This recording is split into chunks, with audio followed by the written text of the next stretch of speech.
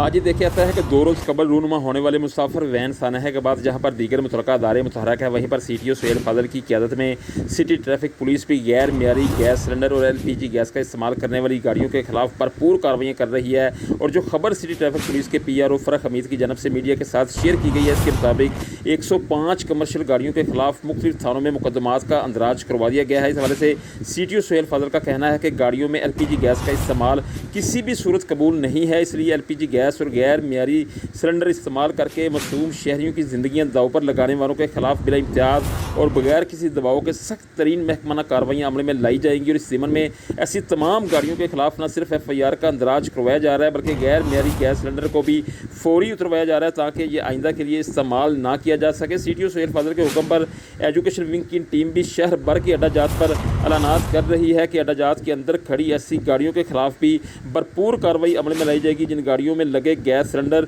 ओगरा के कायम शुदा इदारे HDIP से मंजूर शुदा नहीं और इन गाड़ियों के मालिकान के पास MVE का जारी करदा तस्दीकी सर्टिफिकेट नहीं।